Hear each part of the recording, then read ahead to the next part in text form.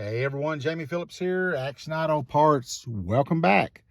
If you was tuned into the earlier video, I made the comment that I had sold this unit, the radio and AC heater control. So I had never taken one of these out of what they call a box body Chevrolet. So I was a little nervous because I got a customer that bought it, and I want to get it out for him and not damage anything and all that. So here's the deal. First off, you do not have to take the knobs off like I did. I'm thinking old school where you had to pull the knobs off.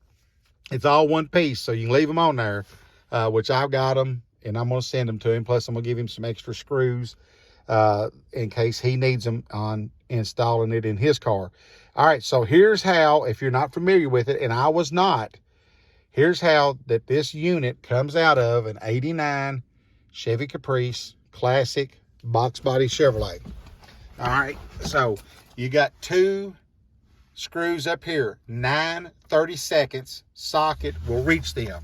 Now, you have to pull your ashtray out, and there's two that's like back in here. I thought that was it, and it wasn't. They're actually, I'll try to get down here. There's one. There's one. They're right up in here, under this, back up in there. There's two there. Both of them, all four are 9/32. So you take those out. Now, since this has never been removed since new, it was a little tight feeling. So what I done, and you want to be careful, I just very easily slid two flat tip screwdrivers in here and just jiggled them a little bit, and then it kind of popped loose, and then I pulled it on out. Now, it don't come out real far at first, but the more plugs that you can remove, then it will come out more. A lot of the plugs has got the squeeze tips, but they're hard to get your hands on them. Sometimes I'd have to take the regular screwdriver and push down or whatever. Your antenna lead comes in this corner. It's easy to get to. Getting the plug-ins off of all of it was actually harder than pulling it. So you got a couple of these, like this one.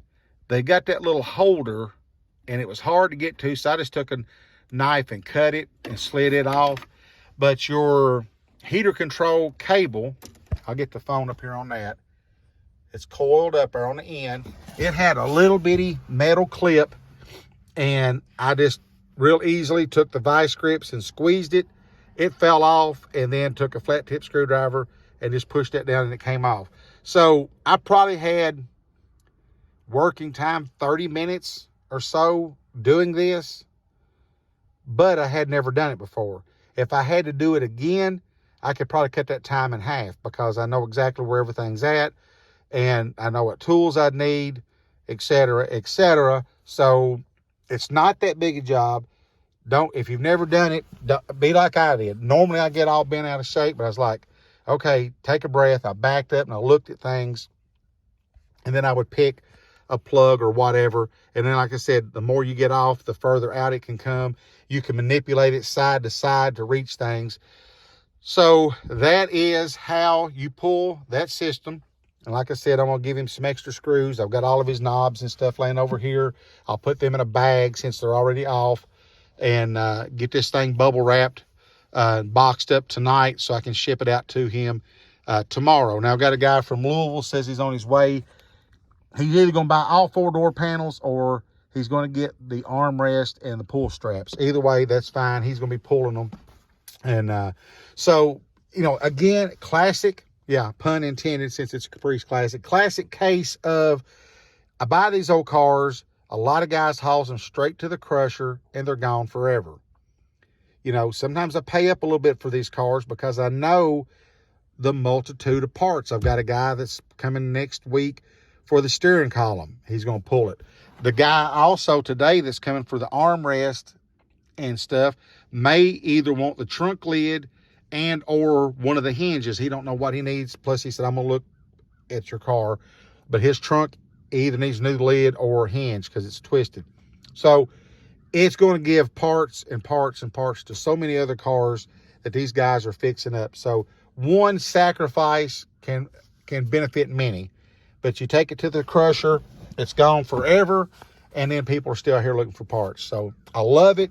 I'm still learning. Like I said, I'm 58 years old, but I've never done this type before. And so it took me a little bit, but now that I've done it, hey, if I buy another one of these cars to part and it's got one in it, then boom, I know how it comes out. So give me a thumbs up if this has helped, or if you're laughing at me because I should already know how to do this. That's cool. I laugh at myself a lot too. And thank you for watching. Thumbs up, leave a comment, and check out Auto Salvage Outlaws. He gave me a great shout out on his channel, and it's much appreciated. And as always, thank you so much. Also, Beamer and Son Garage up in Bethel, Ohio. Barry's always giving me shout outs. And I've got a lot of friends.